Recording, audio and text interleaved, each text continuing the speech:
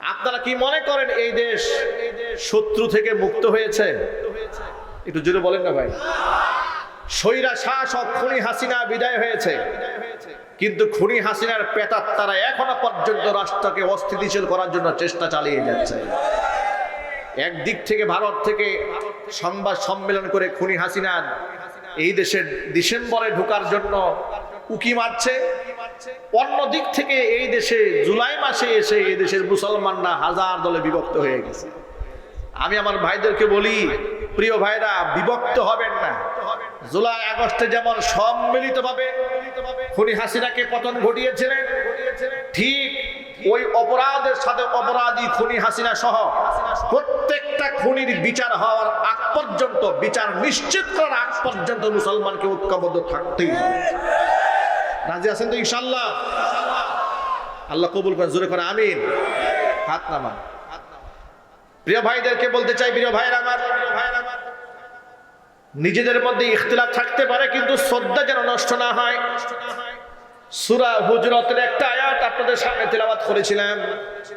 আয়াতটা নাজিল হওয়ার প্রেক্ষাপট শুনলে বুঝতে পারবেন যে আমাদের মধ্যে আদব কেমন থাকা উচিত। নবী করিম সাল্লাল্লাহু আলাইহি ওয়াসাল্লাম একটা বৈঠকে বসে আছেন মীমাংসা করার জন্য।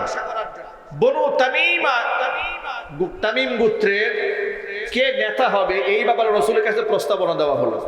সাহাবীদের মধ্য থেকে মূল্যায়ন আসতেছিল, কে নেতা হবে। আবু বকর সিদ্দিক রাদিয়াল্লাহু তাআলা আনহু এক নেতার নাম প্রস্তাব করলেন, হযরত ওমর আরেকজনের নাম প্রস্তাব করলেন। উভয়ে তাদের পক্ষ বিপক্ষে যুক্তিতর্ক দাঁড় করালেন যে উনি কেন লিডার হতে যোগ্য বেশি। তর্ক বিতর্ক হলো।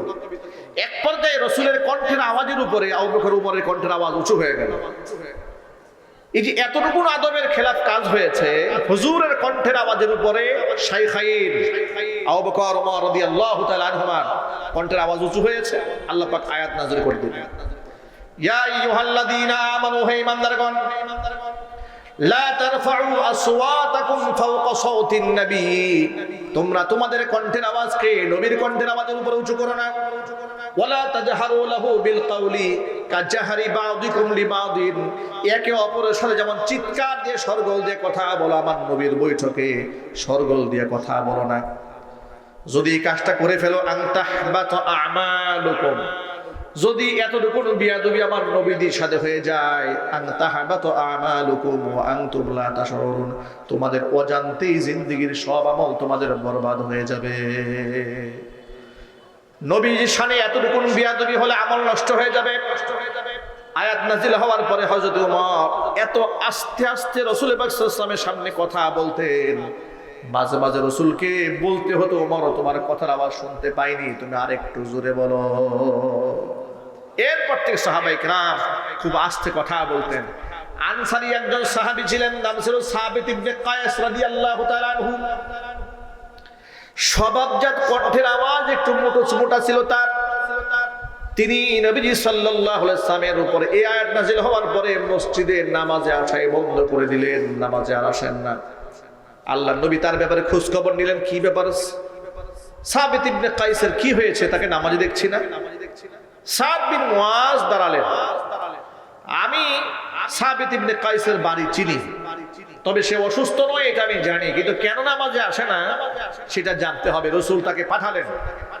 সাদ বিন মুআজ চলে গেলেন সাবিত ইবনে কায়েসের বাড়ি, গিয়ে দেখলেন ঘরের মধ্যে অত্যন্ত লজ্জিত অবস্থায় মাথা নিচু করে খুব মনক্ষুণ্ণ হয়ে বসে আছেন। সাদ বিন মুআজ এবার সাবিত ইবনে কায়েসকে ডেকে বলল, কি হয়েছে আপনার? আপনি নামাজে আসেন না, আল্লাহর নবী আপনাকে ডেকেছেন, খোঁজ খবর নিয়েছেন, কেন নামাজে আসেন না? সাবিত ইবনে কায়েস বলেন, সাদ, আমি বড় লজ্জিত, আমার তো মনে হয় আমি জাহান্নামী হয়ে গেছি। কারণ আল্লাহ পাক বলেছেন রাসূলের কণ্ঠের আওয়াজের উপরে কণ্ঠের উঁচু হয়ে গেলে আমলনামা সব বরবাদ হয়ে যাবে। আমার তো গলার আওয়াজ এমনিতেই বড়, কতবার কত কথা হুজুরের সামনে বলেছি, আমার তো মনে হয় জিন্দেগীর সব আমল বরবাদ হয়ে গিয়েছে। এই জন্য আমি লজ্জায় নবীর সামনে যাই না। এই কথা যখন রাসূলের কানে পৌঁছে দেওয়া হলো, নবীজি সাল্লাল্লাহু আলাইহি ওয়াসাল্লাম সাদ বিন মুআজকে পাঠিয়ে দিলেন, সাদ তুমি যাও, সাদ ইবনে কায়েসকে গিয়ে বলো, আল্লাহর নবী সাক্ষী দিয়া বলছেন তুমি জাহান্নামী নও, অবশ্যই তুমি আল্লাহর জান্নাতি। ভাইরা আমার, সাহাবায়ে কেরাম এরপর থেকে এত আস্তে রাসূলের সামনে কথা বলতেন। আদব কাকে বলে শিখেন। ইন্নাল্লাযীনা ইয়াগুদ্দুনা আসওয়াতাহুম ইনদা রাসূলিল্লাহ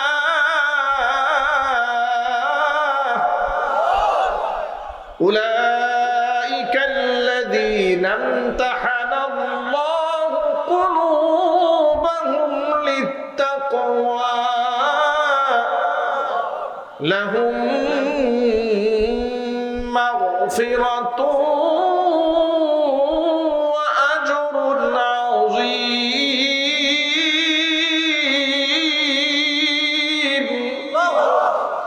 আল্লাহ পাক বলেন ইন্নাল্লাযীনা ইয়াগুদ্দুনা আসওয়াতাহুম ইনদা রাসূলিল্লাহ, যারা আমি আল্লাহ রাসূলের সামনে তাদের কণ্ঠের আওয়াজকে নিচু করেছে, মানে সাহাবীরা।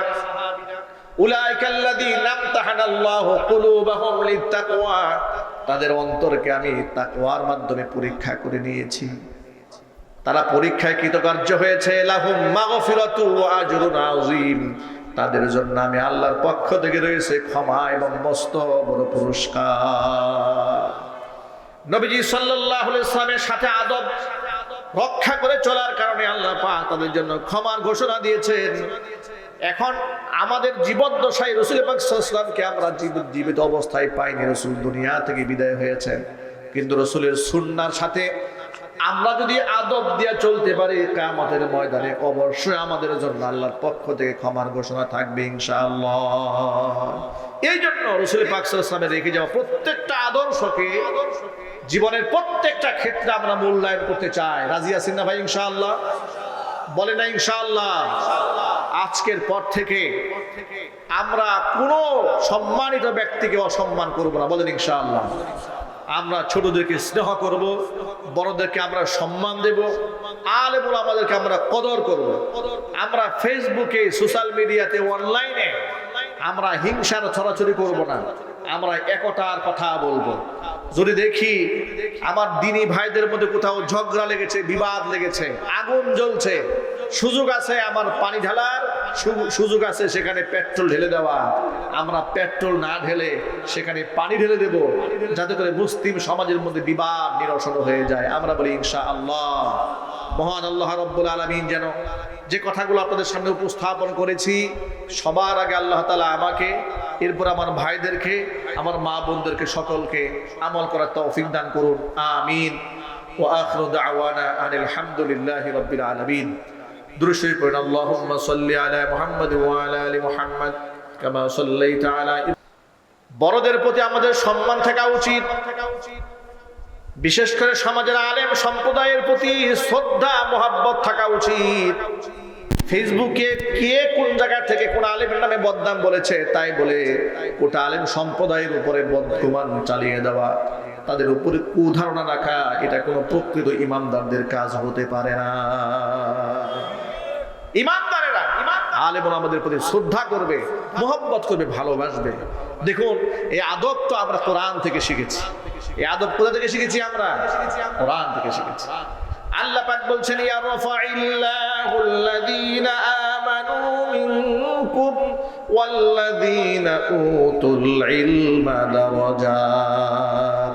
ইমানদারদের সম্মান আল্লাহ বৃদ্ধি করে দিয়েছেন, যাদেরকে আল্লাহ পাক ইলম দান করেছেন, যারা আলেম, আলেমের সম্মান আল্লাহ বাড়িয়ে দিয়েছেন। আলেমের মর্যাদা আল্লাহ নবী সাল্লাল্লাহু আলাইহি ওয়াসাল্লাম এতটাই বাড়িয়েছেন, হুজুর বলেন, আল্লাহ নবী বলেন, ও আমার সাহাবীরা মনে রেখো, ফাদলুল আবিদি আলাল আবিদি কাফাদলি আলা আদনাকুম ফাদলুল আলিমি আলাল আবিদি।